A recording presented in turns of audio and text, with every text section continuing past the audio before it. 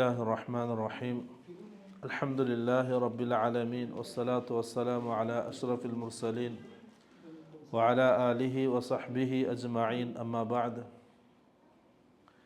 رب اشرح لي صدري ويسر لي أمري واحلل عقدة من لساني يفقه قولي اللهم علمنا ما ينفعنا وانفعنا بما علمتنا وارزقنا علما نافعا. പ്രിയമുള്ളവരെ, അല്ലാഹു സുബ്ഹാനഹു വ തആല അള്ളാഹുവിൻ്റെ ഖുർആൻ പഠിക്കാൻ നമ്മളിവിടെ ഒരുമിച്ച് കൂട്ടിയതുപോലെ നാളെ ആഖിറത്തിൽ അള്ളാഹുവിൻ്റെ ജന്നാത്തുൽ ഫിർദൗസിൽ അംബിയാ മുർസലീങ്ങളുടെ കൂടെ, സഹാബാക്കളുടെ കൂടെ, ശുഹദാക്കളുടെ കൂടെ നമ്മളെല്ലാവരെയും ഒരുമിച്ച് കൂട്ടി അനുഗ്രഹിക്കുമാറാകട്ടെ. അതിനുവേണ്ടി ഏത് വഴിയിലൂടെ സഞ്ചരിക്കണോ, എന്തൊക്കെ ചെയ്യണോ, അതൊക്കെ അല്ലാഹു സുബ്ഹാനഹു വ തആല നമ്മുടെ ജീവിതത്തിൽ എളുപ്പമാക്കി തരട്ടെ. അതിനുള്ള തൗഫീഖ് അല്ലാഹു നൽകി അനുഗ്രഹിക്കുമാറാകട്ടെ. നമ്മൾ സൂറത്തു യാസീനാണ് വായിക്കുന്നത്. അതിൽ അല്ലാഹു സുബ്ഹാനഹു വ തആല മനുഷ്യർക്ക് ചിന്തിക്കാൻ മാത്രം ഉതകുന്ന രീതിയിലുള്ള ദൃഷ്ടാന്തങ്ങളെ സംബന്ധിച്ചാണ് ഇപ്പോൾ പറഞ്ഞുകൊണ്ടിരിക്കുന്നത്. കഴിഞ്ഞ ആഴ്ച ഭൂമിയിൽ അല്ലാഹു സംവിധാനിച്ച കൃഷിയിടങ്ങൾ, സസ്യങ്ങൾ,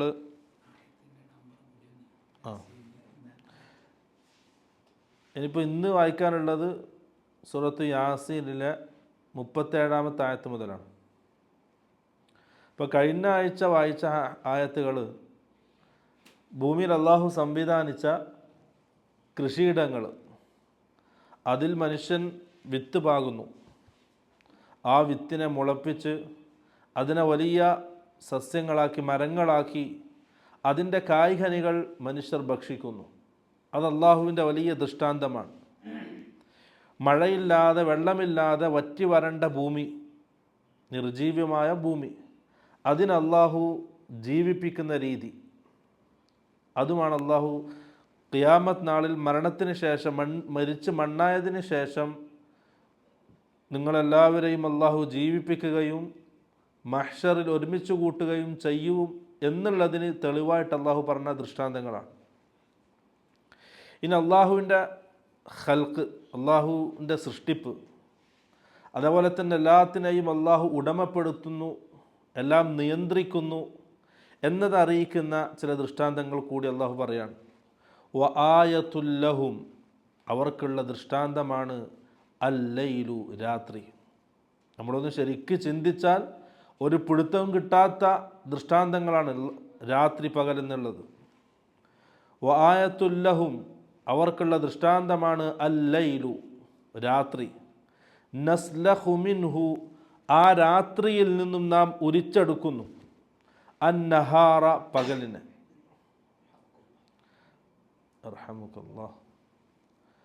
അപ്പം രാത്രി പകലുകൾ ഇങ്ങനെ മാറി മാറിക്കൊണ്ടേയിരിക്കുകയാണ്.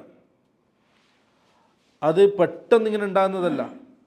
നമ്മളൊരു ആടിനെ അറുത്ത് അതിനെ കെട്ടിത്തൂക്കി അതിൻ്റെ തോൽ ഉരിഞ്ഞെടുക്കുന്നത് പോലെ ഇങ്ങനെ വന്ന് കയറാണ് രാത്രി പകലിലേക്ക്. പകൽ ഇങ്ങനെ പോവാണ് രാത്രിയിലേക്ക്.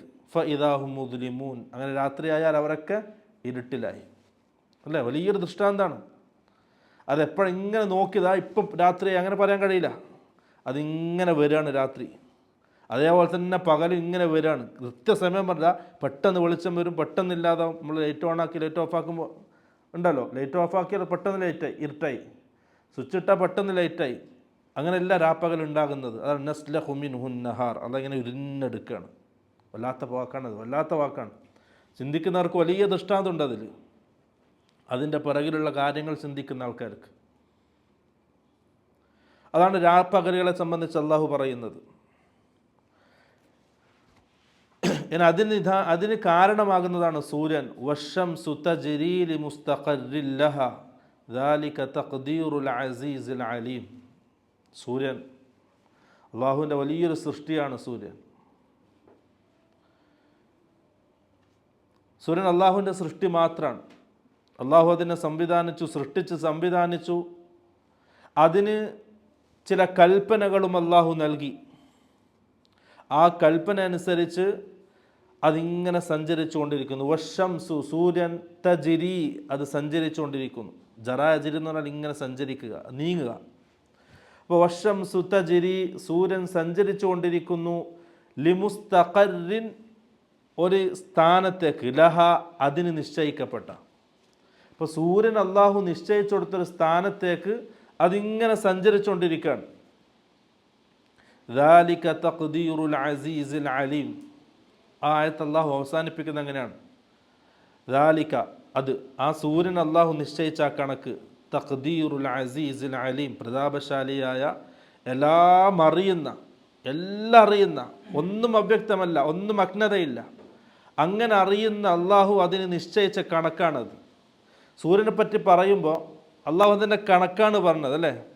ഒരു സെക്കൻഡ് പോലും മാറൂല അത്. അതിന് അള്ളാഹു നിശ്ചയിച്ച സമയത്തിൽ ഒരു സെക്കൻഡ് പോലും അത് ഒന്ന് സ്പീഡാവോ ഒന്ന് സ്പീഡ് കുറയോ ഇല്ല. അതിന് നിശ്ചയിച്ച സമയത്ത് അത് കൃത്യമായി സഞ്ചരിച്ചുകൊണ്ടിരിക്കുന്നു. ഇനി ചന്ദ്രൻ, വൽ ഖമറ ചന്ദ്രൻ, ഖദ്ദർനാഹു നാം അതിനെ കണക്കാക്കി, മനാസില ചില സ്ഥാനങ്ങൾ, ഹത്ത ആദ കൽ ഉർജൂനിൽ ഖദീം, ഹത്ത ആദ അങ്ങനെ അത് മടങ്ങുന്നു. ചന്ദ്രൻ അതിന് ചില സ്ഥാനങ്ങൾ നാം നിശ്ചയിച്ചു, ഹത്ത ആദ അങ്ങനെ അത് മടങ്ങുന്നു, കൽ ഉർജൂനി അൽ ഖദീം പഴയ ഉണങ്ങിയ ഒരു ഈന്തപ്പനയുടെ മടല് എന്നല്ല പറയുക അതിന്, ആ മടല് ഉണങ്ങി വളഞ്ഞതുപോലെ ആ ഒരു രൂപത്തിലേക്ക് ആ ചന്ദ്രൻ ഇതാകുന്നു. നമുക്ക് ഇപ്പോൾ നമ്മൾ തേങ്ങ, നമ്മുടെ നാട്ടിൽ തേങ്ങയാണ്, തെങ്ങാണ്. ആ തെങ്ങിൽ തേങ്ങ ഉണ്ടാകുന്നൊരു സാധനം ഉണ്ടാവുമല്ലോ, ഇത്ര വളവും പിന്നെ കുറേ ഇതും, എന്താ പറയുക, കുറച്ചല്ല, എന്താ അതന്നെ, അവർ തേങ്ങ ഉണ്ടാകുന്ന ആ സാധനം ഇങ്ങനെ ഉണ്ടാവും, ഇതാക്കിയിട്ട് പിന്നെ കുറേ ഇതും. അത് ഉണങ്ങിയാൽ എങ്ങനെ ഉണ്ടാവും? ഇങ്ങനെ വളയൂലേ? അതാണ് അല്ലാഹു സുബ്ഹാനഹു വ തആല പറഞ്ഞത്, ആദ കൽ ഉർജൂനിൽ ഖദീം പഴയ ഉണങ്ങിയ പഴയ ആ ഇത് എന്താണ് ആ സാധനം കുറച്ച അത് മടങ്ങുന്നത് പോലെ മടങ്ങിയ രൂപങ്ങൾ അള്ളാഹു അതിന് സംവിധാനിച്ചു. ചന്ദ്രൻ വലിയ ദൃഷ്ടാന്തമാണ് അള്ളാഹുവിൻ്റെ. എന്ന് പറയാണ്, ലശംസു യംബഗീ ലഹാ സൂര്യന് യോജിച്ചതല്ല, അൻ തുദ്രികൽ ഖമറ ചന്ദ്രനെ കണ്ടെത്താൻ, അതൊരിക്കലും അങ്ങോട്ടും ഇങ്ങോട്ടും മാറൂല, ചന്ദ്രനൊക്കെ എത്തൂല. വലൽ ലൈലു സാബിഖുൻ നഹാർ രാത്രി പകലിനെ മുൻകടക്കുകയുമില്ല. അതൊക്കെ അള്ളാഹു കൃത്യമായി നിശ്ചയിച്ചതാണ്. ഒരു സെക്കൻഡ് അങ്ങോട്ടും ഇങ്ങോട്ടും മാറൂല. അത്രയും കൃത്യനിഷ്ഠതയോടുകൂടി ഇങ്ങനെ സഞ്ചരിച്ചുകൊണ്ടിരിക്കും. ഏതുവരെ? അള്ളാഹു നിശ്ചയിച്ച അജലെത്തുന്നത് വരെ. വകുല്ലുൻ ഫീ ഫലകിൻ യസ്ബഹൂൻ അവ എല്ലാ കാര്യങ്ങളും ഫീ ഫലകിൻ അതിൻ്റെതായ ഭ്രമണപഥത്തിൽ, അതിന് അള്ളാഹു നിശ്ചയിച്ച രേഖയിൽ, യസ്ബഹൂൻ അതൊക്കെ നീന്തി തുടിക്കുന്നു. യസ്ബഹൂൻ എന്ന് പറഞ്ഞാൽ നീന്തുക എന്നർത്ഥം. അപ്പോൾ അതൊക്കെ എന്താണ്? കൃത്യമായിട്ട് അതിൻ്റെ രേഖയിൽ സഞ്ചരിച്ചു കൊണ്ടിരിക്കുന്നു. ഒരു കാലത്തും അത് വ്യത്യാസം വരില്ല. ഒരു ദിവസം അബൂദർറിൻ റളിയല്ലാഹു അൻഹു റസൂലിൻ്റെ പള്ളിയിൽ ഇരിക്കുകയാണ്. ആ പള്ളിയിൽ ഇരിക്കുന്ന സമയത്ത് മദീന പള്ളിയിൽ റസൂൽ സല്ലല്ലാഹു അലൈഹി വസല്ലം സൂര്യൻ അസ്തമിക്കാനായിട്ടുണ്ട്. അപ്പം എല്ലാ സഹാബാക്കളും ഒരുമിച്ച് കൂട്ടി ചോദിച്ചു, യാ അബാദർ അതദ്രി ഐന തദ്ഹബു ഹാദിഹി ശംസ് അബൂദർ നിനക്ക് അറിയോ ഈ സൂര്യൻ എവിടത്തേക്കാണ് ഈ പോകുന്നത്? സഹാബി പറഞ്ഞു, അല്ലാഹു റസൂലു ആലം, അള്ളാഹുവിൻ്റെ റസൂലാണ് അറിയുന്നവർ, എനിക്കതറിയില്ല. റസൂൽ സല്ലല്ലാഹു അലൈഹി വസല്ലം പറഞ്ഞു, അതിന് അള്ളാഹു നിശ്ചയിച്ചൊരു സ്ഥാനത്തേക്കാണ് അത് പോകുന്നത്, തഹ്തൽ അർശ് അർശിൻ്റെ താഴ്ഭാഗത്തേക്ക്. വഅലൈക്കും സലാം. ആ അർശിൻ്റെ താഴ്ഭാഗത്തേക്ക് ആ സൂര്യൻ പോകും. ഹത്താ യസ്ജുദ് അങ്ങനെ എന്ത് ചെയ്യും? അള്ളാഹുവിൻ്റെ മുമ്പിൽ സുജൂദിലായിട്ട് ആ സൂര്യൻ നിൽക്കും. സൂര്യൻ അള്ളാഹുവിൻ്റെ സൃഷ്ടിയാണ്, അള്ളാഹുവിനെ മാത്രം അംഗീകരിക്കുന്ന സൃഷ്ടി. അർശിൻ്റെ താഴ്ഭാഗത്ത് സുജൂദിലായിട്ട് ആ സൂര്യൻ നിൽക്കും. ഏതുവരെ? അതിനോട് അത് ഉദിക്കേണ്ട സ്ഥാനത്തിൽ നിന്ന് ഉദിക്കാൻ അള്ളാഹു കൽപ്പിക്കുന്നത് വരെ. ഉദിക്കേണ്ട സ്ഥാനത്ത് ഉദിക്കാൻ കൽപ്പിച്ചാൽ അത് പിറ്റേന്ന് എന്ത് ചെയ്യും? ഉദിക്കേണ്ട സ്ഥാനത്ത് നിന്ന് ഉദിക്കും. അങ്ങനെ അള്ളാഹു നിശ്ചയിച്ച അവധി എത്തിയാൽ അതിനോട് അള്ളാഹു പറയും, ഉത്ലുഉഹാ മിൻ മഗ്രിബിഹാ നീ എന്ത് ചെയ്യണം? നീ അസ്തമിക്കുന്ന സ്ഥാനത്തിൽ നിന്നും ഉദിക്കണം. അന്ന് എന്ത് ചെയ്യും? സൂര്യൻ പടിഞ്ഞാറിൽ നിന്നും ഉദിക്കും. അതാണ് ഖിയാമത്ത് നാളിൻ്റെ അടയാളം. അവിടുന്ന് അങ്ങോട്ട് തുടങ്ങി. അതിങ്ങനെ പടിഞ്ഞാറിൽ നിന്നും ഉദിച്ചുയരുന്നത് കാണുമ്പോൾ എല്ലാവരും വിശ്വസിക്കും. കാരണം കണ്ണുകൊണ്ട് കാണല്ലേ, എല്ലാവരും വിശ്വസിക്കും. പക്ഷെ എന്തില്ല? ലാ യൻഫഉ ഈമാനുഹും, അവരുടെ ഈമാൻ, ആ സമയത്തുള്ള തൗബ, അവരുടെ ഈമാൻ യാതൊരു കാരണവശാലും ഉപകാരപ്പെടുകയില്ല. അത് അള്ളാഹുവിൻ്റെ അടുക്കൽ സ്വീകാര്യമല്ല. റസൂൽ സല്ലല്ലാഹു അലൈഹി വസല്ലം പറഞ്ഞു, സൂര്യൻ പടിഞ്ഞാറിൽ നിന്നും ഉദിക്കുന്നതിന് മുമ്പുള്ള തൗബ അള്ളാഹു സ്വീകരിക്കുന്നതാണ്. ഒരു സംശയം അതിലില്ല. പടിഞ്ഞാറിൽ നിന്ന് ഉദിച്ചാൽ ആ തൗബ സ്വീകരിക്കപ്പെടുകയില്ല. കാരണം ഒരു ഭാഗത്ത്, മശ്രിഖിൻ്റെ ഭാഗത്ത് ഒരു വലിയ കവാടം, വാതിൽ അള്ളാഹു തുറന്നിട്ടിട്ടുണ്ട് തൗബയ്ക്ക് വേണ്ടി. ആ വാതിലുകൾ അടക്കപ്പെടും. അത് അടച്ചാൽ പിന്നെന്തില്ല? തൗബയില്ല, ഇസ്ലാമില്ല. അതിനുശേഷമുള്ള ഈമാൻ ആർക്കും ഉപകാരപ്പെടുകയില്ല. അതാണ് ഖിയാമത്ത് നാളിൻ്റെ ആരംഭമാണത്. ഇനി കാര്യങ്ങളൊക്കെ ഇപ്പം പകലിനെ സംബന്ധിച്ചും രാത്രിയെ സംബന്ധിച്ചും അതിങ്ങനെ മാറി മാറി, ദിവസങ്ങൾ ഇങ്ങനെ മാറി സഞ്ചരിച്ചുകൊണ്ടിരിക്കുന്നത് സംബന്ധിച്ചാണ് അള്ളാഹു ഈ പറയുന്നത്. അതിലെന്തില്ല? ഒരാൾക്കും കൈകടത്താൻ കഴിയില്ല. അത് അള്ളാഹുവിൻ്റെ തീരുമാനമാണ്. അള്ളാഹു നിശ്ചയിച്ച രേഖയിൽ അത് സഞ്ചരിച്ചു കൊണ്ടിരിക്കുന്നു. ഒരാൾക്കും അതിനെന്തില്ല? കൈകടത്താൻ കഴിയില്ല, ഒരു ശക്തിക്കും. അതൊരു മുവഹിദിൻ്റെ ഉറച്ച വിശ്വാസമാണ്. അതാണ് അള്ളാഹു ഇവിടെ പറയുന്നത്. മറ്റൊരായത്തിൽ എന്താ പറയാണ്? നിങ്ങൾ ഈ കാണുന്ന രാത്രി, ഇരുട്ട്, ആ ഇരുട്ടിനെ അള്ളാഹു സർമദൻ, അത് ഇരുട്ടായിട്ട് ഇങ്ങനെ തുടർത്തിയാൽ മന്യതീകും ബിളിയ, നിങ്ങൾക്കാരാണ് പകലിൻ്റെ വെളിച്ചത്തെ കൊണ്ടുവരിക? ഒരാൾക്കും കഴിയില്ല, ഒരാൾക്കും കഴിയില്ല. വെല്ലുവിളിയാണ് അള്ളാഹുവിൻ്റെ. ഇനി ഈ പകലിനെ അള്ളാഹു ഇങ്ങനെ സ്ഥിരമാക്കി തുടർത്തിയാൽ മന്യതീകും ബിലൈലിൻ തസ്കുനൂന ഫീഹ്, നിങ്ങൾ വിശ്രമിക്കുന്ന രാത്രിയെ നിങ്ങൾക്ക് കൊണ്ടുവരാൻ ആരെ കൊണ്ട് കഴിയും? ഇല്ല, കഴിയില്ല. അതിൽ വലിയ ദൃഷ്ടാന്തമുണ്ട്. അപ്പം ഈ ഭൂമിയെ, സൂര്യൻ, ചന്ദ്രൻ, രാപ്പകലുകൾ, ഈ വിഷയങ്ങളൊക്കെ ഈ അള്ളാഹുവിൻ്റെ സൃഷ്ടികളിൽ ചിന്തിക്കുന്ന ഒരാൾക്ക് എന്താണ്? അള്ളാഹുവിൻ്റെ മഹത്വം മനസ്സിലാക്കാൻ കഴിയും.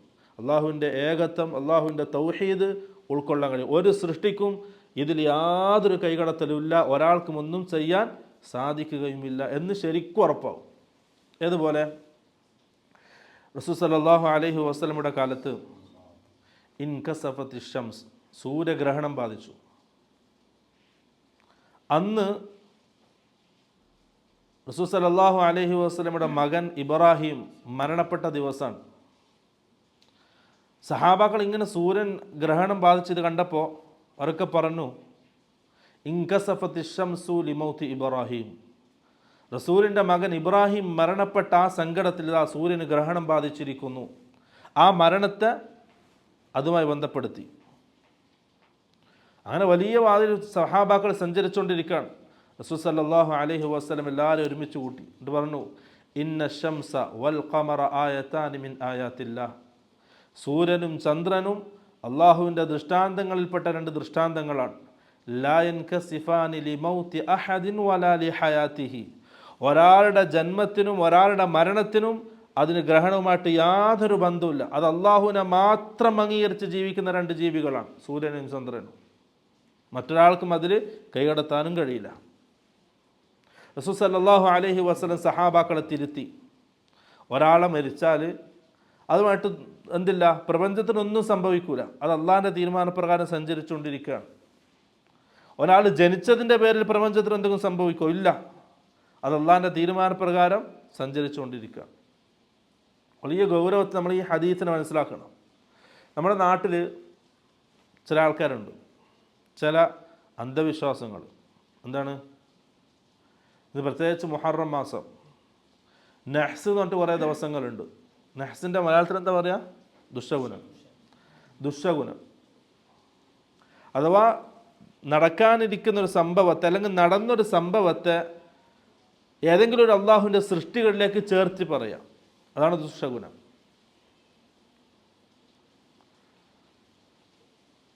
അഥവാ ഒരാൾ വീട്ടിൽ നിന്ന് ഇറങ്ങാണ് രാവിലെ, ആ ഇറങ്ങുന്ന സമയം കാക്ക കരയുന്നത് കേട്ടു.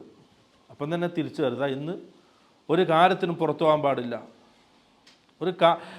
സൂര്യചന്ദ്രനങ്ങൾ അള്ളാഹുവിൻ്റെ ദൃഷ്ടാന്താണ്. അവയുടെ കാര്യത്തിൽ, അവയെ നിയന്ത്രിക്കുന്ന കാര്യത്തിൽ ഒരാൾക്കും ഒരു കൈകടത്തലുമില്ല. ഒരാൾ ജനിച്ചാലും മരിച്ചാലും ഒന്നും ബാധിക്കുന്നില്ല. പക്ഷേ ഈ ഒരു കാക്കേൻ്റെ കരച്ചിലാണ് ഇവനിക്ക് പ്രയാസപ്പെടുത്തിയത്. ഓനെന്തെയും ആ ചെയ്യേണ്ട പണി ഒഴിവാക്കി നാളത്തേക്ക് മാറ്റി വെച്ചു. അല്ലെങ്കിൽ വീട് കൂടേണ്ട ദിവസം, അല്ലെങ്കിൽ നിക്കാഹ് നിശ്ചയിക്കുന്ന ദിവസം ഇങ്ങനെ നോക്കും, മുഹൂർത്തം നോക്കും. മറ്റുള്ള ആൾക്കാർ നോക്കുന്നതിൽ മുഹൂർത്തം നോക്കും. മറ്റുള്ള ആൾക്കാർ നോക്കുന്നത് പോലെ മുഹൂർത്തം നോക്കുക. ദിവസം നിശ്ചയിക്കുക, ഈ ദിവസം നല്ല ദിവസമാണ്, ഇന്ന ദിവസം നെഹ്സാണ്. എന്താണ് ഈ നെഹ്സ്? ഇസ്ലാമിൽ അങ്ങനത്തൊന്ന് പരിചയമില്ല. ഒരു മുവഹിദിൻ്റെ വിശ്വാസം എന്താണ്? അള്ളാഹു സുബ്ഹാനഹു വ തആല തീരുമാനിക്കുന്നു, നിശ്ചയിക്കുന്നു, അത് സംഭവിക്കുന്നു.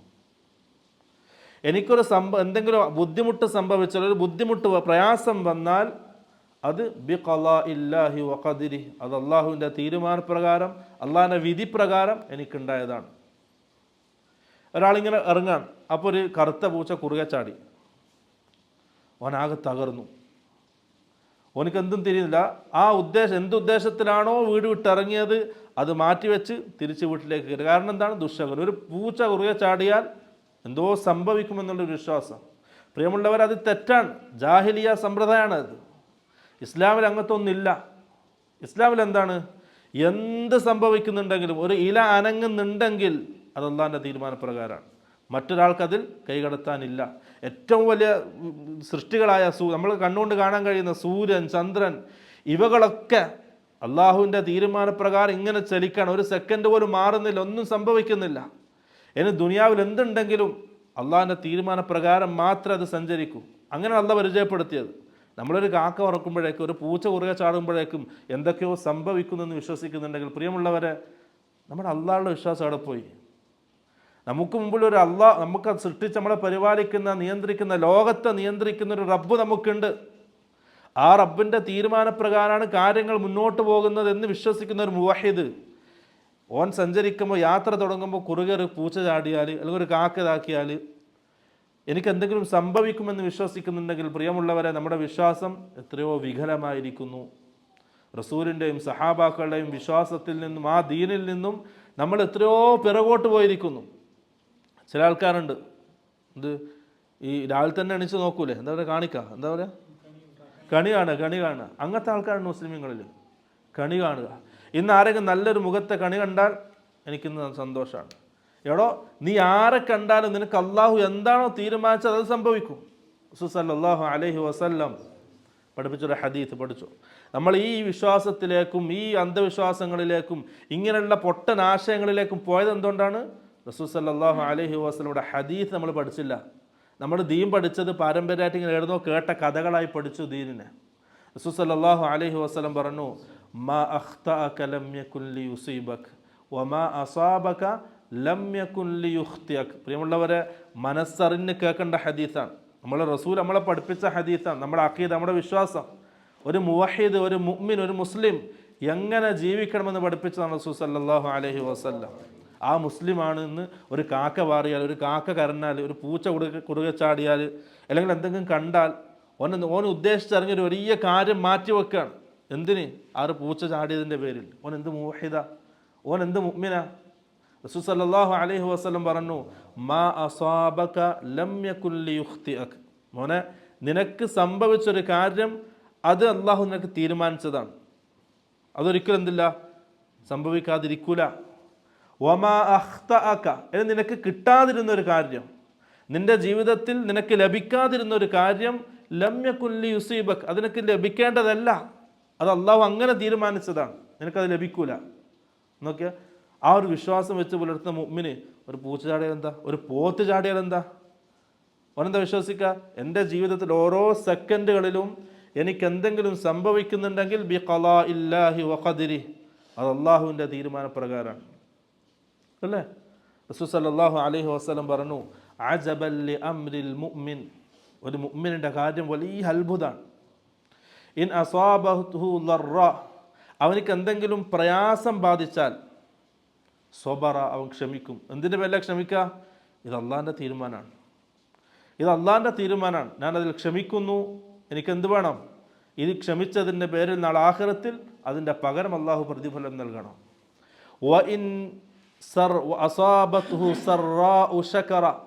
ഇനി എന്തെങ്കിലും ഖൈർ ഓനക്ക് കിട്ടിയിട്ടുണ്ടെങ്കിൽ, ഓനെ സന്തോഷിപ്പിക്കുന്ന എന്തെങ്കിലും കാര്യം ജീവിതത്തിൽ സംഭവിച്ചിട്ടുണ്ടെങ്കിൽ ശകറ, ഓൻ അള്ളാഹുവിന് ശുക്റുള്ളവനാവും. കാരണം എന്താ? അത് അള്ളാഹിൻ്റെ ഭാഗത്തു നിന്നുള്ളതാണ്. ഈ ഒരു വിശ്വാസം വെച്ച് കൊടുക്കുന്ന മുഅ്മിൻ ഓൻ എങ്ങനെ ഇങ്ങനെ നഹ്സിൻ്റെ ആൾക്കാരാവുക? പ്രത്യേകിച്ച് ഷഹറുല്ലാഹിൽ മുഹറം റസൂൽ സല്ലല്ലാഹു അലൈഹി വസല്ലം പവിത്രമാക്കി പഠിപ്പിച്ച മാസം അല്ലേ?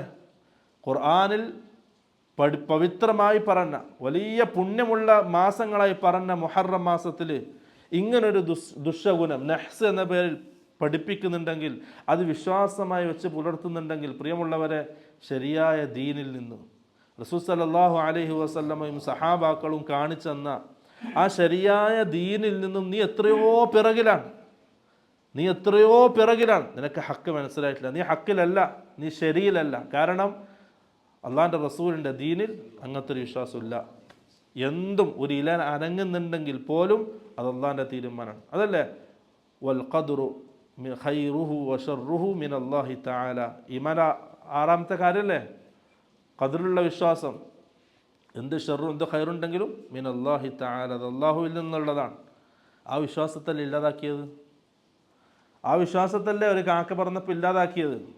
അല്ലെങ്കിൽ ആരെങ്കിലും വേറൊരുത്തൻ്റെ മുഖം കണ്ടതിൻ്റെ പേരിൽ, കണി കണ്ടതിൻ്റെ പേരിൽ ഇല്ലാതാക്കിയത്? അതുകൊണ്ട് പ്രിയമുള്ളവരെ, യഥാർത്ഥ ദീൻ അത് ഉൾക്കൊള്ളാൻ ശ്രമിക്കുക. റസൂൽ സല്ലല്ലാഹു അലൈഹി വസല്ലമയുടെ കാലത്ത് ആ മകൻ മരിച്ചപ്പോൾ, ഇബ്രാഹിം എന്ന മകൻ മരണപ്പെട്ടപ്പോൾ സഹാബാക്കൾ പേടിച്ചു ഈ സൂര്യഗ്രഹണം കണ്ടപ്പോൾ. അത് റസൂലിൻ്റെ മോൻ്റെ മരണത്തിനെ അവർ ബന്ധിപ്പിച്ചു. റസൂൽ സല്ലല്ലാഹു അലൈഹി വസല്ലം തിരുത്തി സഹാബാക്കളെ.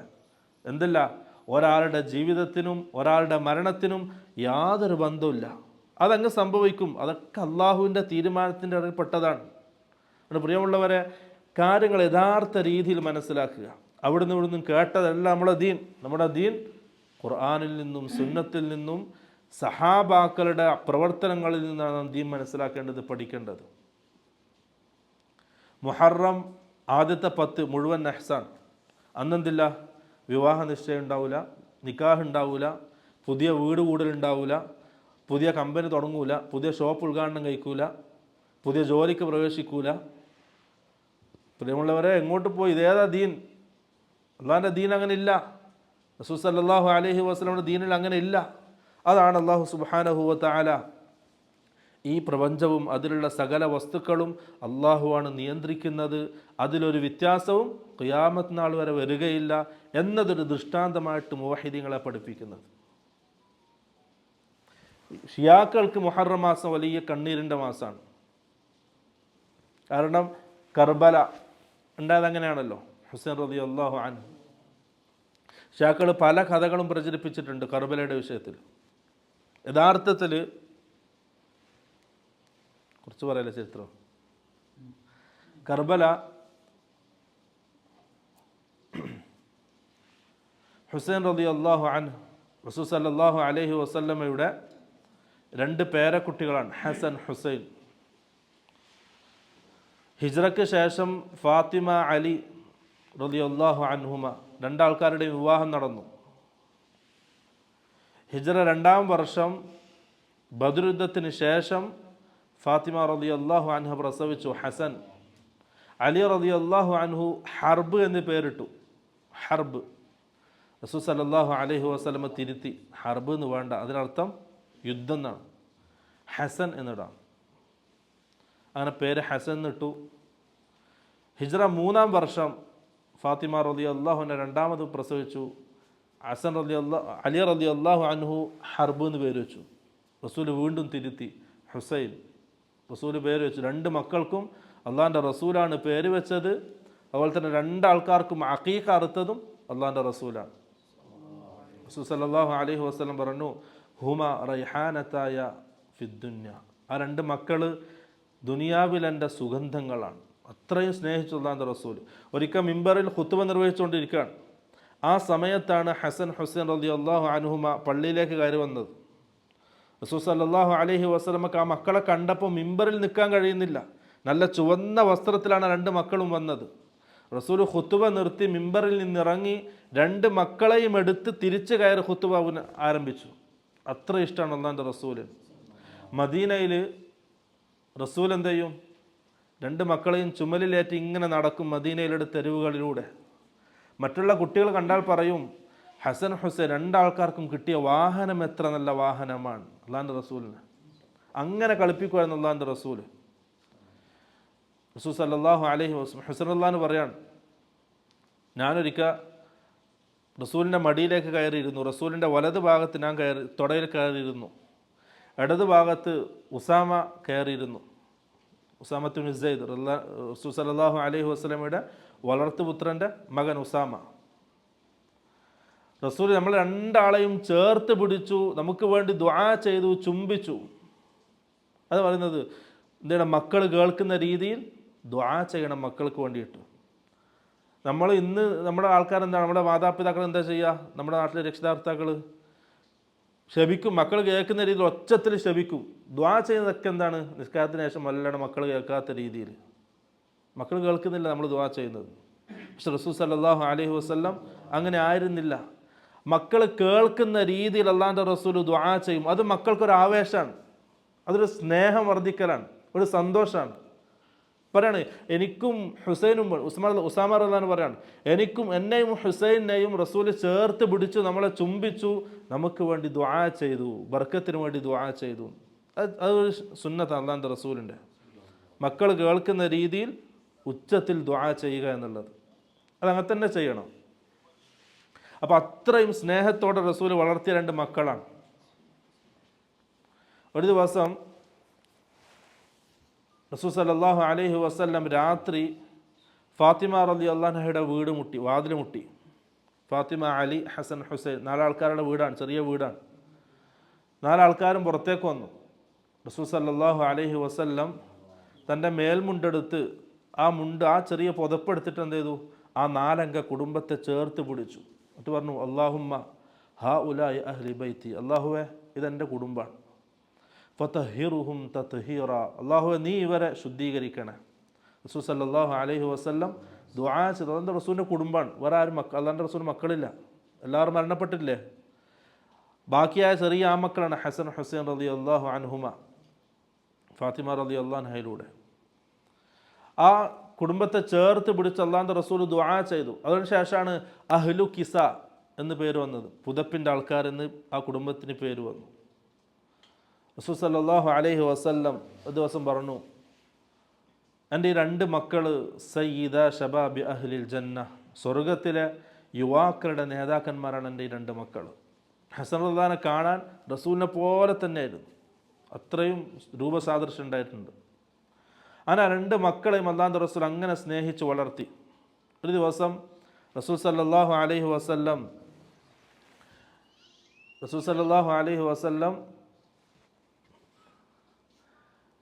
ഉമ്മു സലമ റളിയല്ലാഹു അൻഹയുടെ വീട്ടിലായിരുന്നു.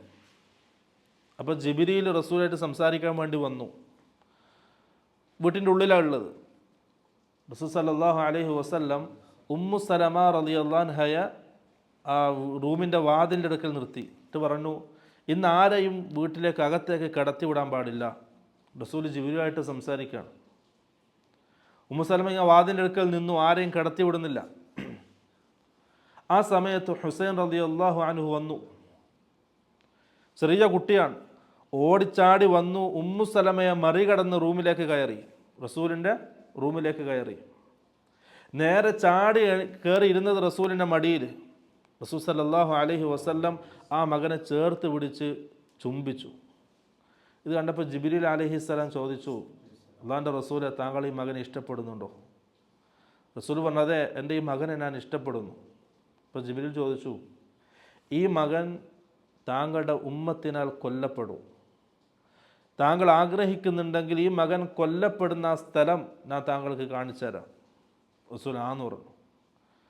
അങ്ങനെ ജിബ്രീൽ അലൈഹിസ്സലാം അവിടുത്തെ ഒരു പിടി മണ്ണ് വന്നുകൊണ്ട് റസൂൽ സല്ലല്ലാഹു അലൈഹി വസല്ലമക്ക് കൊടുത്തു, ചുവപ്പും കറുപ്പും കലർന്ന മണ്ണ്.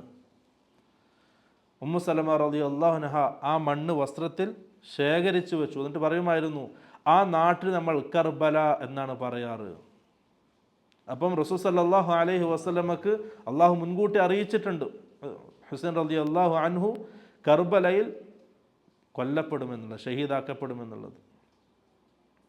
റസൂൽ സല്ലല്ലാഹു അലൈഹി വസല്ലമയുടെ മരണശേഷം, വഫാത്തിന് ശേഷം അബൂബക്കർ സിദ്ദീഖ്, ഉമർ, ഉസ്മാൻ, അലി റളിയല്ലാഹു അൻഹും അജ്മഈൻ 4 ഖലീഫമാരുടെയും ഖിലാഫത്തിന് ശേഷം അലി റളിയല്ലാഹു അൻഹു ഷഹീദാക്കപ്പെട്ടപ്പോൾ മകൻ ഹസൻ ബിൻ അലി റളിയല്ലാഹു അൻഹു ഖിലാഫത്ത് ഏറ്റെടുത്തു.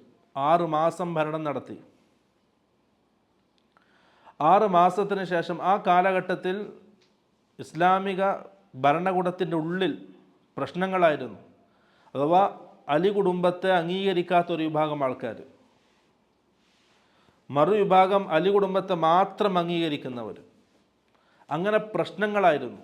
ആ സമയത്ത് ഹസൻ ബിൻ അലി റളിയല്ലാഹു അൻഹു ഭരണം പ്രശ്നങ്ങളില്ലാതിരിക്കാൻ വേണ്ടി, കുഴപ്പങ്ങളില്ലാതിരിക്കാൻ വേണ്ടി ഭരണം മുആവിയത്ത് ബിൻ അബി സുഫിയാൻ റളിയല്ലാഹു അൻഹുവിനെ ഏൽപ്പിച്ചു. അങ്ങനെയാണ് ഭരണം മുആവിയയിലേക്ക് മാറുന്നത്, ഉമവി കുടുംബത്തിലേക്ക് മാറുന്നത്. അങ്ങനെ ഏൽപ്പിക്കാൻ 2 കാരണമുണ്ട്. ഒന്ന്, റസൂൽ സല്ലല്ലാഹു അലൈഹി വസല്ലം ഹസൻ ബിൻ അലി റളിയല്ലാഹു അൻഹുവിനെ സംബന്ധിച്ച് മുൻകൂട്ടി പറഞ്ഞൊരു വാക്കുണ്ട്, എൻ്റെ ഈ മകൻ സയ്യിദാൻ, നേതാവാണ്. ഈ മകനിലൂടെ അള്ളാഹു സുബ്ഹാനഹു വ തആല എൻ്റെ ഉമ്മത്തിൽ രഞ്ജിപ്പുണ്ടാക്കും, സുൽഹുണ്ടാക്കും. അപ്പോൾ ഈ ഹസൻ റളിയല്ലാഹു അൻഹു ഈ പ്രവർത്തനത്തിലൂടെ എന്തുണ്ടായി? വലിയൊരു യുദ്ധത്തിന് തയ്യാറെടുത്ത മുഅ്മിനീങ്ങൾ ഒന്നിച്ചു. ആ യുദ്ധം ഇല്ലാതായി. കാരണം മുആവിയത്ത് ബിൻ അബി സുഫിയാൻ റളിയല്ലാഹു അൻഹു ഉമവി കുടുംബത്തിലാണ്. ആ കുടുംബത്തെ എല്ലാവരും അംഗീകരിക്കുന്നുണ്ട്. സിറിയക്കാരും കൂഫക്കാരും എല്ലാ വിഭാഗക്കാരും ആ ഉമവി കുടുംബത്തെ അംഗീകരിക്കുന്നുണ്ട്. അതൊരു കാരണം. രണ്ടാമത്തേത്, അബൂ സുഫിയാൻ റളിയല്ലാഹു അൻഹുവിൻ്റെ മകനാണ്, അഥവാ ഖുറൈശികളുടെ നേതാക്കന്മാരിൽപ്പെട്ട ആൾക്കാരാണ്. ആ കുടുംബത്തിന് എന്തുണ്ട്? നേത്രപാഠവുമുണ്ട്. നേതാവായിട്ട് ഒരു സമൂഹത്തെ നയിക്കാനുള്ള കഴിവ് ആ കുടുംബത്തിനുണ്ട്. അങ്ങനെയാണ് മുആവിയത്ത് ബിൻ അബി സുഫിയാൻ റളിയല്ലാഹു അൻഹുമ അവർക്ക് ഖിലാഫത്ത് കിട്ടുന്നത്, ഭരണം കിട്ടുന്നത്. അദ്ദേഹം ഭരണം നടത്തി, നല്ല രീതിയിൽ ഭരണം നടത്തി, സഹാബിയാണ്. അദ്ദേഹത്തിൻ്റെ മരണശേഷം ഹിജ്റ 60 മകൻ യസീദ് ബിൻ മുആവിയ ഭരണമേറ്റെടുത്തു.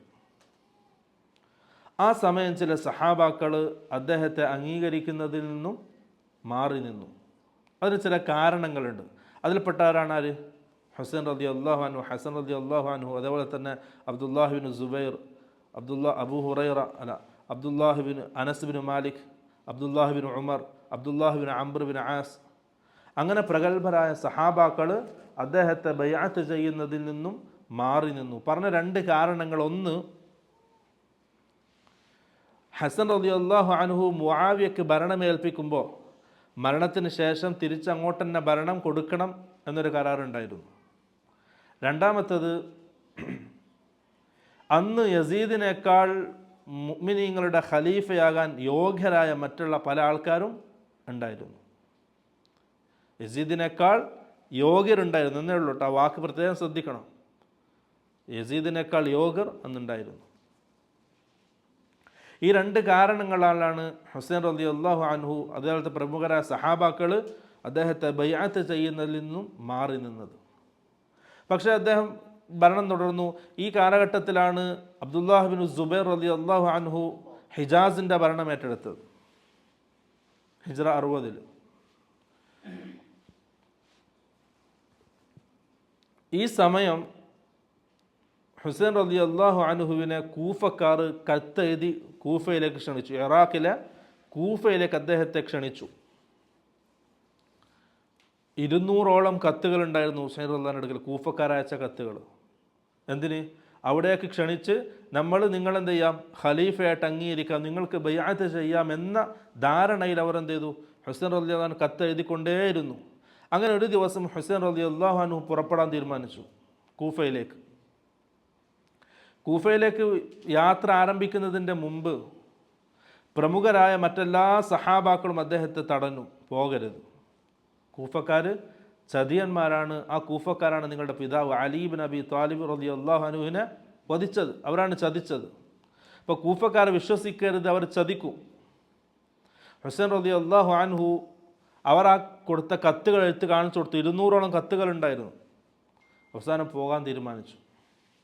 അബ്ദുല്ലാഹിബിൻ ഉമർ, അനസ് ബിൻ മാലിക്, അബ്ദുല്ലാഹിബിൻ അംർ ബിൻ ആസ് റളിയല്ലാഹു അൻഹും ഇവരൊക്കെ അദ്ദേഹത്തെ തടഞ്ഞതാണ്. പക്ഷെ അദ്ദേഹം എന്തില്ല, കൂട്ടാക്കിയില്ല. അദ്ദേഹം കൂഫയിലേക്ക് യാത്ര പുറപ്പെട്ടു.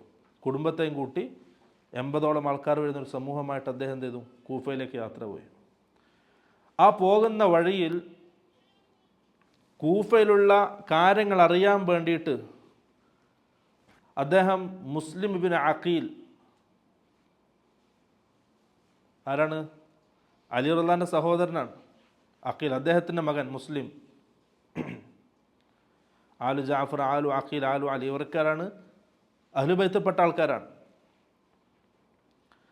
അദ്ദേഹത്തെ പറഞ്ഞയച്ചു കൂഫയിലേക്ക്.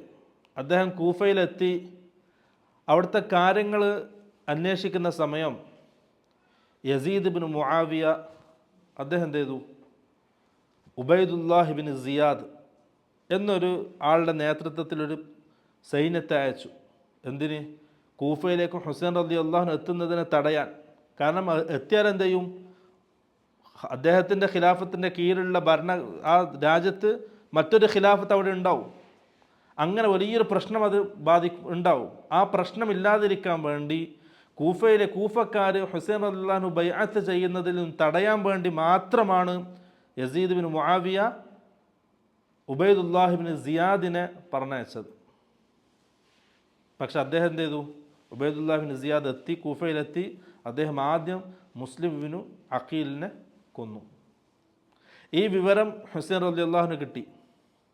മുസ്ലിം ഇബ്നു അഖീൽ ഒരാളെ പറഞ്ഞയച്ചതാണ് ഹുസൈൻ റളിയല്ലാഹുവിൻ്റെ അടുക്കലേക്ക്. നിങ്ങൾ കൂഫയിലേക്ക് വരരുത്, കൂഫക്കാർ കൂറുമാറിയിട്ടുണ്ട്, അവർ ചതിച്ചിട്ടുണ്ട്, എന്നെ കൊല്ലാൻ കൊടുത്തിരിക്കുകയാണ്. ഹുസൈൻ റളിയല്ലാഹു അൻഹു ഈ വിവരം കിട്ടിയപ്പോൾ അദ്ദേഹം യസീദിനെ കാണാൻ തീരുമാനിച്ചു.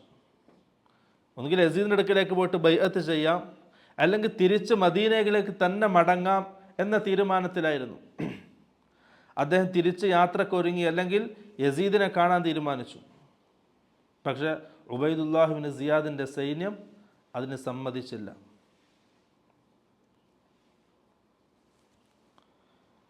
അങ്ങനെ അദ്ദേഹത്തെ എന്ത് ചെയ്തു, ഉബൈദുല്ലാഹി ബിൻ സിയാദിൻ്റെ സൈന്യം വളഞ്ഞു. തിരിച്ച് മദീനയിലേക്കോ ഖലീഫ യസീദിൻ്റെ അടുക്കലേക്കോ പോകാൻ അനുവദിച്ചില്ല, അവിടെ വളഞ്ഞു. അപ്പോൾ ഹുസൈൻ റളിയല്ലാഹു അൻഹു ചോദിച്ചു, ഇതേതാ സ്ഥലം? അപ്പോൾ കൂടെ ഉണ്ടായിരുന്ന ആൾക്കാർ പറഞ്ഞു, ഇത് കർബലയാണ്. അപ്പോൾ ഹുസൈൻ റളിയല്ലാഹു അൻഹു പറഞ്ഞു, ഹാദാ കർബുൻ വ ബല.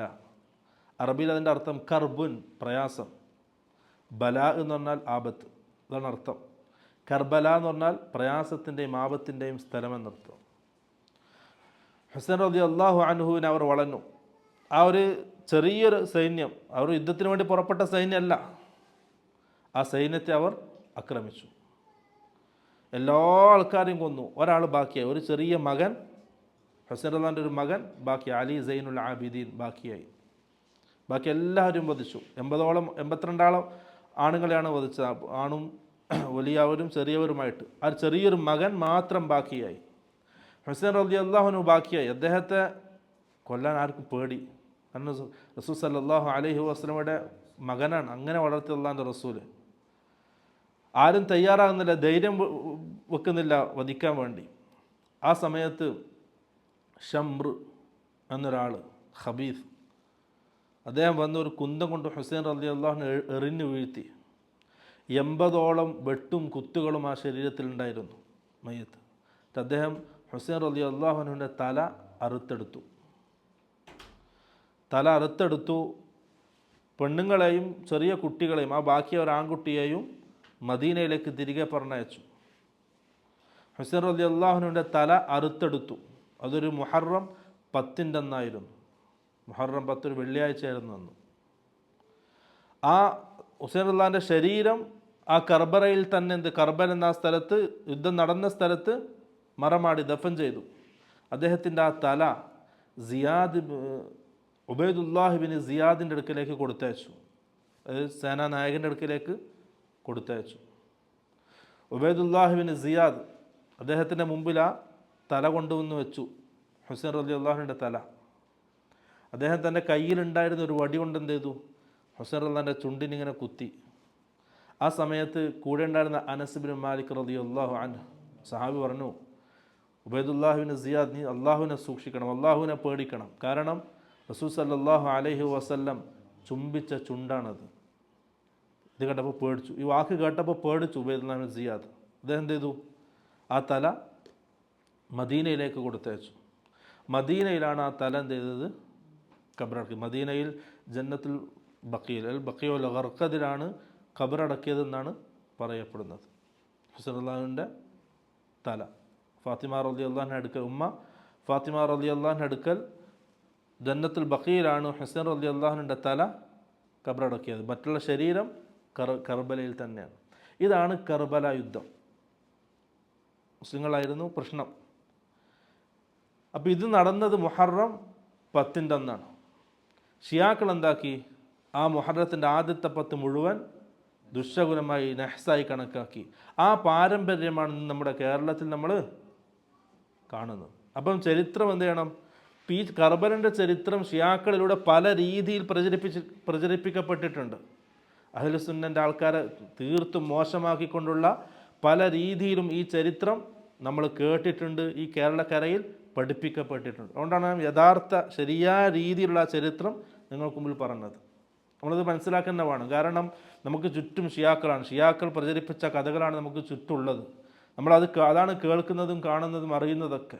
അപ്പോൾ എന്താണ് യാഥാർത്ഥ്യം, എവിടെയാണ് യാഥാർത്ഥ്യത്തിൽ സംഭവിച്ചത് എന്താണ് എന്ന് മനസ്സിലാക്കൽ നമുക്ക് അനിവാര്യമാണ്. ഒരിക്കലും യസീദ് ബിൻ മുആവിയ അദ്ദേഹം ഒരിക്കലും ഹുസൈൻ റളിയല്ലാഹുവിനെ കൊല്ലാൻ ഉബൈദുല്ലാഹിബ്നു സിയാദിനോട് പറഞ്ഞിട്ടില്ല. അദ്ദേഹം നിരപരാധിയാണ്, അദ്ദേഹം ഒന്നും അറിയില്ല. അദ്ദേഹം ഈ വിവരം അറിഞ്ഞപ്പോൾ വല്ലാതെ പ്രയാസപ്പെട്ടു, വല്ലാതെ ബുദ്ധിമുട്ടി. ഹിജ്റ 61 കർബല യുദ്ധം നടക്കുന്നത്. ഹിജ്റ 61 മുഹറം 10 അന്ന്. അതേ വർഷം തന്നെ ഉബൈദുല്ലാഹിബ്നു സിയാദ് അതേ രൂപത്തിൽ കൊല്ലപ്പെട്ടു, ശത്രുക്കളാൽ അതേ രൂപത്തിൽ കൊല്ലപ്പെട്ടു. അതേപോലെ തന്നെ ഷംറും സിനാനും, ഈ രണ്ടാൾക്കാർ പറയപ്പെടുന്നു തല അറുത്തെടുത്തത്, അവരും അതേ രീതിയിൽ കൊല്ലപ്പെട്ടു എന്ന് ചരിത്രത്തിൽ രേഖപ്പെടുത്തിയതായിട്ട് കാണാൻ കഴിയും. ഇതാണ് പ്രിയമുള്ളവരെ കർബല യുദ്ധം. അപ്പോൾ ഈ ദിവസത്തെ അംഗീകരിച്ചുകൊണ്ടാണ് എന്ത് ചെയ്തത്? ഷിയാക്കൾ മുഹറം മാസത്തെ തന്നെ എന്താക്കി? നഹ്സാക്കി, ദുശകുനമാക്കി. അന്നൊരു കാര്യം അവർ എന്തില്ല ചെയ്യൂല, ഒരു നല്ല നന്മകൾ, ഒരു ഹൈറിനും അവർ തുടക്കം കുറിക്കൂല. അത് പ്രിയമുള്ളവരെ നമ്മൾ അങ്ങനെ ആകരുത്. നമ്മൾ അഹ്ലുസുന്ന, നമ്മൾ ഷിയാക്കളല്ല. നമ്മുടെ അടിസ്ഥാനം അഹ്ലുസുന്നയാണ്. അഹ്ലുസുന്നയുടെ അടിസ്ഥാനം ആരാണ്? സഹാബാക്കളും അള്ളാഹിൻ്റെ റസൂലുമാണ്. അവരിൽ നിന്നാണ് നമ്മൾ ദീൻ പഠിക്കുന്നത്. അപ്പോൾ അള്ളാഹിൻ്റെ റസൂൽ എന്ത് പറഞ്ഞു, ഖുർആനും ഹദീസും എന്ത് പറയുന്നോ അത് സഹാബാക്കൾ എങ്ങനെ ചെയ്യുന്നോ അതാണ് നമ്മുടെ ദീനായിട്ട് നാം സ്വീകരിക്കേണ്ടത്. അല്ലാണ്ട് ആരെങ്കിലും എന്തെങ്കിലും പറയുന്നത് കേട്ട് പാരമ്പര്യമായി ചെയ്തു പോരുന്ന കാര്യങ്ങൾ, പാരമ്പര്യമായി വിശ്വസിക്കുന്ന കാര്യങ്ങൾ, പ്രിയമുള്ളവർ, അതല്ല നമ്മുടെ ദീൻ. ആ കാര്യങ്ങളൊക്കെ ശരിയായ രീതിയിൽ മനസ്സിലാക്കുക.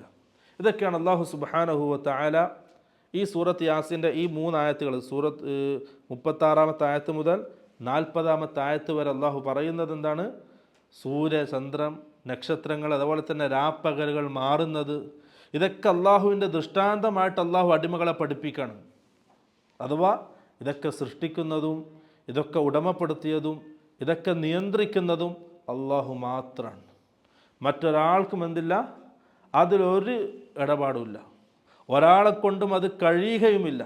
അള്ളാഹു ചോദിച്ചല്ലോ സൂറത്ത് മുൽക്കിൻ്റെ അവസാനം, അള്ളാഹു നിങ്ങൾക്കുള്ള വെള്ളം അള്ളാഹു മാറ്റി പിടിച്ചു വെച്ചാൽ ആരാണ് നിങ്ങൾക്ക് നല്ല വെള്ളം ഇറക്കി തരിക?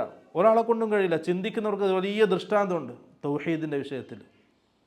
എന്നിട്ട് നമ്മളെന്താണ്, എന്തെങ്കിലും ആവശ്യം വരുമ്പോൾ നമ്മളെപ്പോലെ ബലഹീനരായ ആൾക്കാരിലൊക്കെ നമ്മൾ പോകുന്നത്, നമ്മളെപ്പോലെ ബലഹീനരായ, നമ്മളെപ്പോലെ മറ്റുള്ള പലരിലേക്കും ആവശ്യക്കാരായ മറ്റുള്ള മൃഗങ്ങളെ കണ്ട് നമ്മൾ പേടിക്കുകയാണ്. നമ്മളൊരു ഹൈറായ തീരുമാനം വേണ്ടാന്ന് വെക്കുകയാണ്. എന്തൊരു ബലഹീനതയാണ്, എന്തൊരു ബുദ്ധിഹീനതയാണത്. പ്രിയമുള്ളവർ, ഈ കാര്യങ്ങൾ യഥാർത്ഥത്തിൽ മനസ്സിലാക്കണം. ദുഷഗുണം, നഹ്സ്, അങ്ങനെ കുറേ ആചാരങ്ങൾ, അതൊന്നുമല്ല ദീൻ. ദീൻ എന്നുള്ളത് അള്ളാഹിൻ്റെ റസൂലും സഹാബാക്കളും കാണിക്കുകയും പഠിപ്പിക്കുകയും ചെയ്ത കാര്യമാണ്. അതാണ് നമ്മൾ മനസ്സിലാക്കേണ്ടതും ഉൾക്കൊള്ളേണ്ടതും.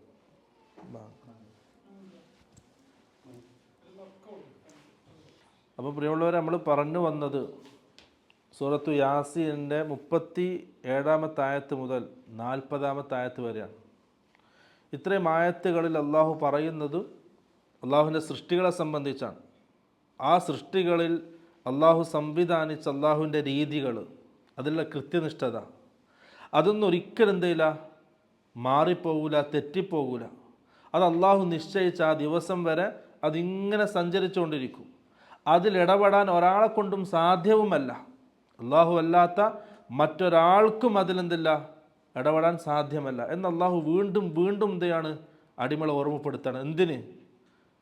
മറ്റൊരാളിലേക്ക് നമ്മൾ തിരിയാതിരിക്കാൻ. നമുക്ക് ആവശ്യം വരുമ്പോൾ നമ്മളെപ്പോലെ ബലഹീനരായ മറ്റൊരാളിലേക്ക് നമ്മൾ തിരിയാതിരിക്കാൻ, നമ്മുടെ ആവശ്യങ്ങൾ ഇതൊക്കെ സംവിധാനിച്ച് അള്ളാഹുലേക്ക് തിരിയാൻ, ഇതൊക്കെ സംവിധാനിച്ച് സൃഷ്ടിച്ച് നിയന്ത്രിക്കുന്ന അള്ളാഹുവിലേക്കാണ് നമ്മൾ ആവശ്യങ്ങൾ പറയേണ്ടത്.